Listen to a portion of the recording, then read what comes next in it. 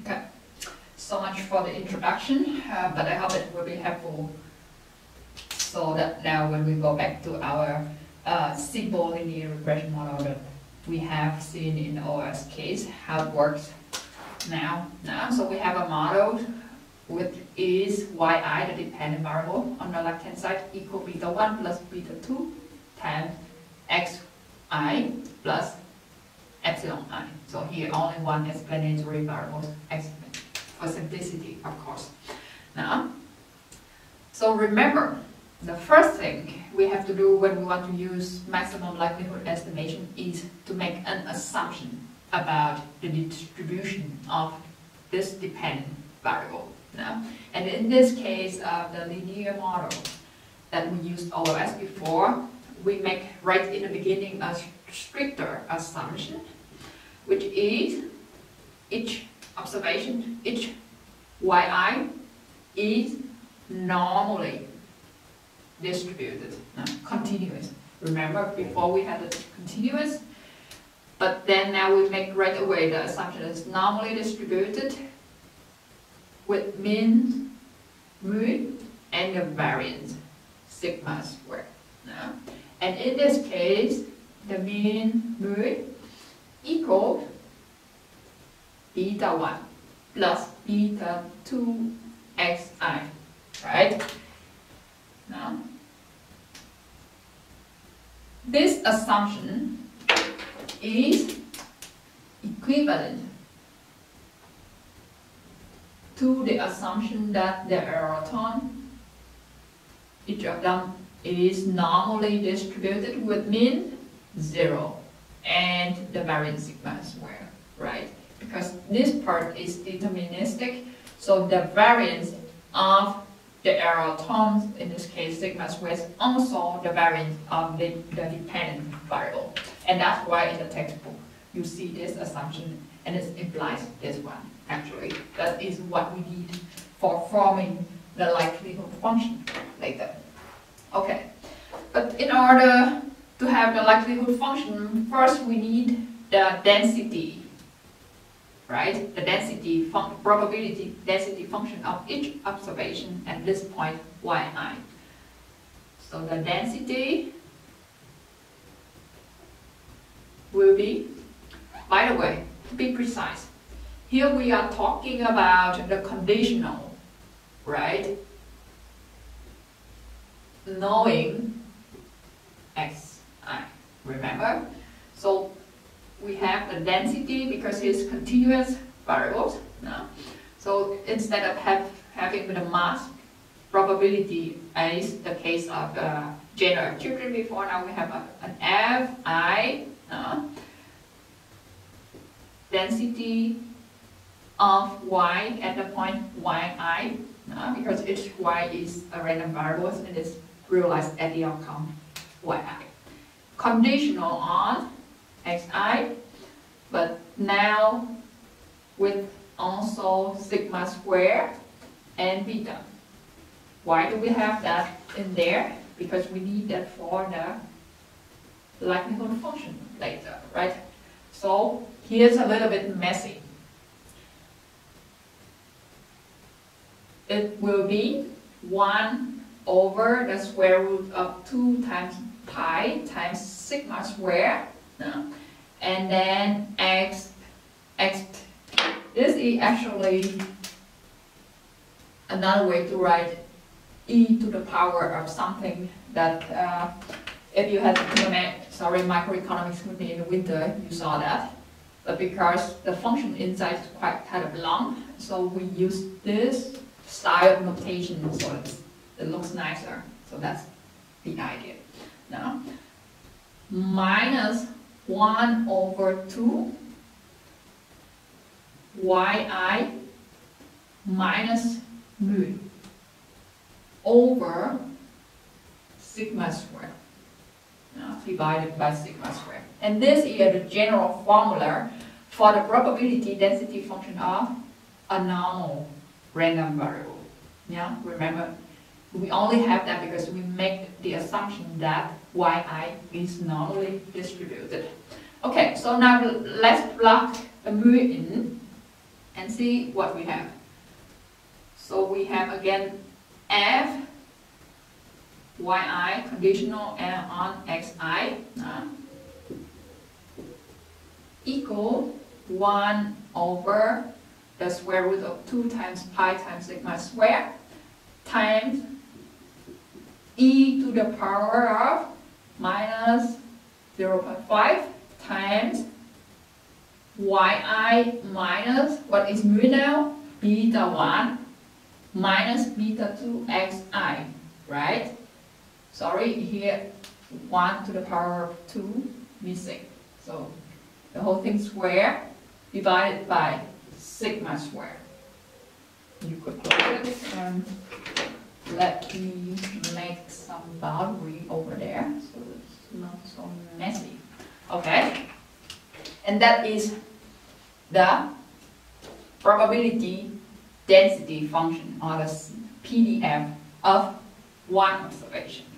However, we have a sample of n observation like before, right? So now again we're talking about the John distribution of n random normal variables.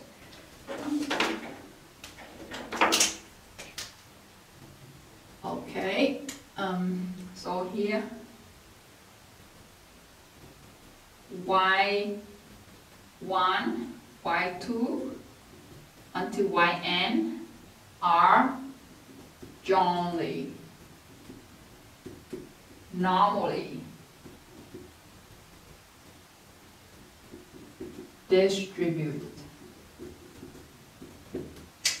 Well, this is important, but not enough, because we need also certain assumptions about whether these observations are independently distributed or not. No? So in this case, the next assumption is independently identically distributed. Or in the textbook you see that a lot, IID. No? Only with that we can write the John density function of this sample. No? So, because independently distributed, meaning we could just make a product of n density functions of n observations to get into the John density, right? So we have John density of I1, I2 until, sorry, Y not I, Yn is given by F. Now we not only have Yi but Y1, Y2 up to Yn, again conditional on Xi, sigma square, and beta. Equal. Let's take this. So identically distributed means it's the same density function with the same sigma square for each observation. Because of that, now we could just make a product of n fi, yi, xi, sigma square, beta. No? And I could write it explicitly so that we have f y1 until yn conditional on xi, sigma square, beta equals. Okay, so you have a product of n times n of this terms, right? So the first term you would have 1 over the square root of 2 pi sigma square, everything to the power of n, right? Because you times n times. Okay, then the exponent we could just write the product sign again. So this is the product sign. 1 over n, the exponent of minus 1 divided by 2 times yi minus beta 1 minus beta 2 xi square divided by sigma square. Okay? Close the curly brackets. And this is also, you know that already, right? The likelihood function. If we treated it as the function of sigma square and beta, right? The likelihood of observing the data sample here at exactly that point having sigma square and beta. Okay? Okay, so let's continue from this likelihood function. So it's nothing else rather than the John probability density function of n observations. But now we fix the data at certain value yi, and we find the m is we find the parameter beta and sigma square in order for the likelihood of this sample to be maximized, right? So here you can already see how scary it is if you want to take the derivative of this likelihood function itself. So we can already say that when we have a log likelihood function, life will be much easier. So log L of sigma square beta equals, remember the log of a product is the sum of the two logs, right? The natural one. So we could write log of 1 over square root of 2 pi sigma square to the power of n plus the log of the product of n e to the power of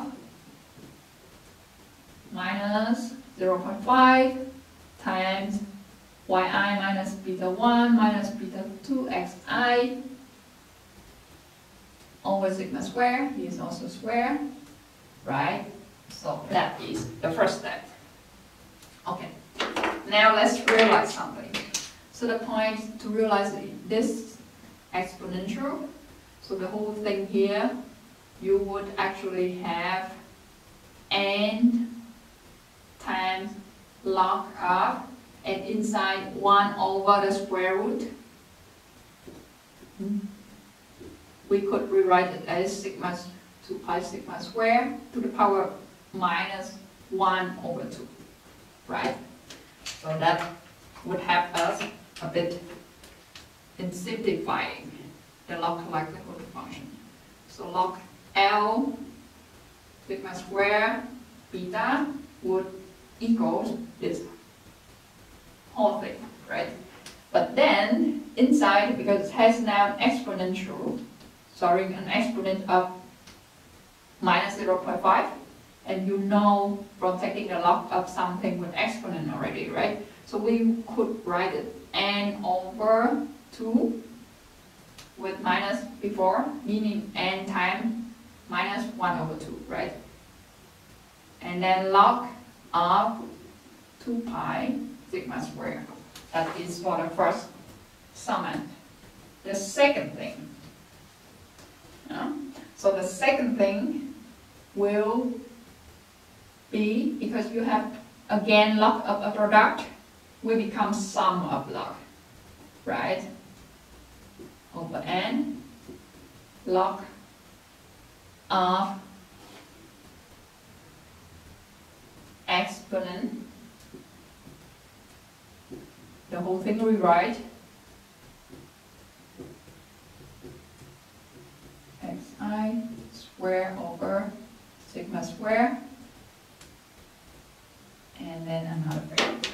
Okay. Now we come to this part. Sigma square beta equal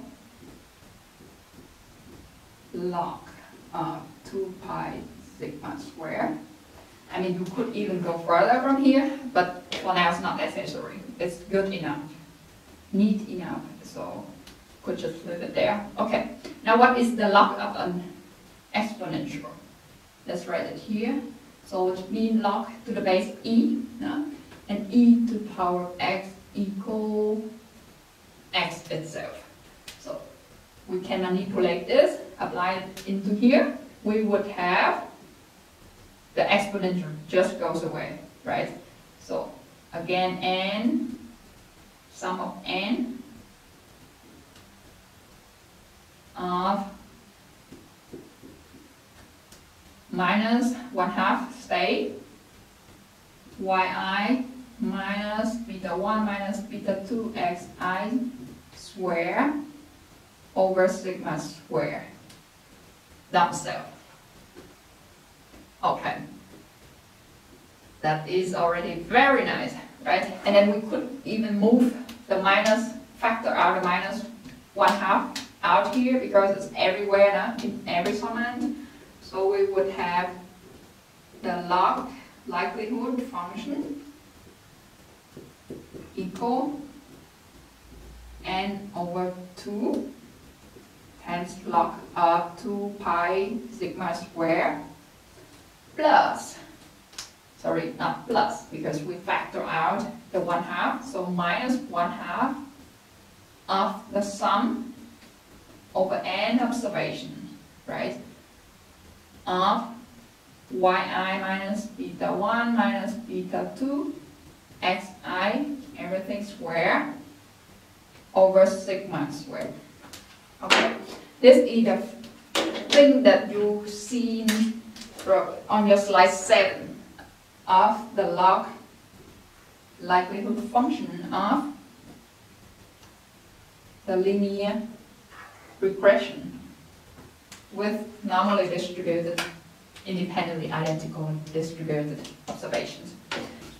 Okay, so here are some insights we should spend some minutes to think about before we go further in the first order condition. Now, so here I already pointed out, you could see this part, it's actually yi minus beta 1 minus beta 2 xi is the e, the error term, right, for each observation. So you have a square over here, so it's the square of the residual. Now, so because of that reason, we could now simplify or write it, the log likelihood in a simpler way, which you have the first summand is the same, but the second summand is actually the sum of square residual divided by the sigma square. Now, and please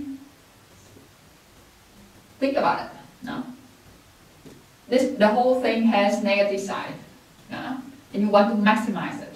So, meaning each of these two summands has to be maximized, and therefore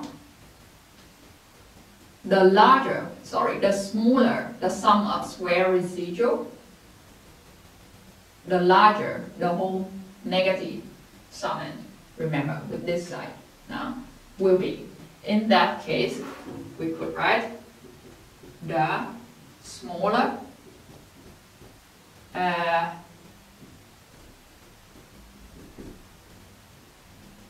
sum of square error, the larger the whole thing with the negative side before, right? You could actually factor out sigma square over here. So it's easier to see that this is sum of square error, right? So meaning maximizing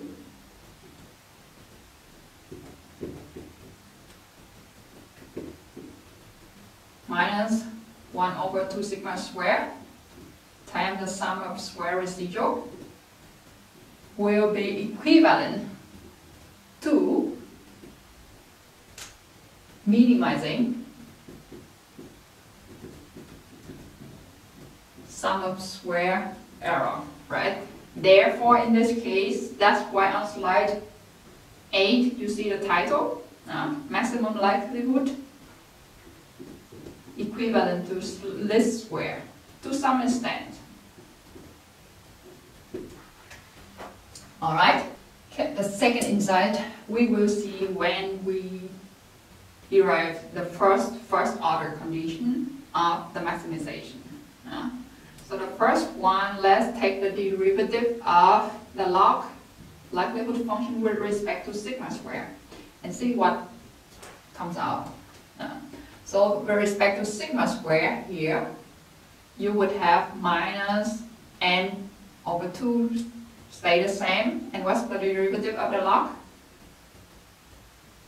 Here's the whole function, right? So we take care of it. Outer times inner. So the derivative of the outer first, the log first. So derivative of log is 1 over 2 pi sigma square. And then take the derivative of the inner function, which is 2 pi times sigma square. And the derivative would be 2 pi. Right? And note, here we take it with respect to sigma square to make life a bit easier, but the result will not change compared to when you take with respect to sigma. It's just a bit messier when you use the sigma itself. No? So here the sigma square is the x. Alright? Then for the second summand, we write again 1/2 because that's the constant, right? And for each of the ei square over sigma square, because now you take respect to a sigma square, so ei square is treated as constant. So times ei square, but because it's a sum, so it stays the same. So ei square, again, we have outer and inner, over, no, not over, let's make it easier to see, times minus 1 over the square of sigma square, which is sigma to the power of 4, right? So therefore, equals 0, and minus times minus here is plus. Right? So at the end, you could simplify it a bit. The whole thing, 2 pi is gone. Minus n over 2 sigma square. And already can put the second summand to the other side of the equation. Because, okay, we would have, here don't have minus anymore, right? 1/2 of, because you have sigma to the power of 4 everywhere, could factor it out like before, and time the sum of ei square, right? And here you have again a 2, so we could simplify further. And here you have sigma square, sigma to the power of 4, so that is n equal 1 over sigma square times the sum of square residual, right? Meaning, if you cross multiply, you would have an estimated version of the sigma square, the one that you saw from this first order condition, equal the sum of square residual divided by n, right? So this is the estimated variance, the maximum likelihood estimates for the variance of the residual. If you remember, when we had ORS estimator, the variance of the error term, I would put a subscript OLS here, equal the sum of square residual again over n minus k, right? The number of explanatory variables. But here we only have n. And we have shown, we also have talked about that this estimate of the variance is unbiased.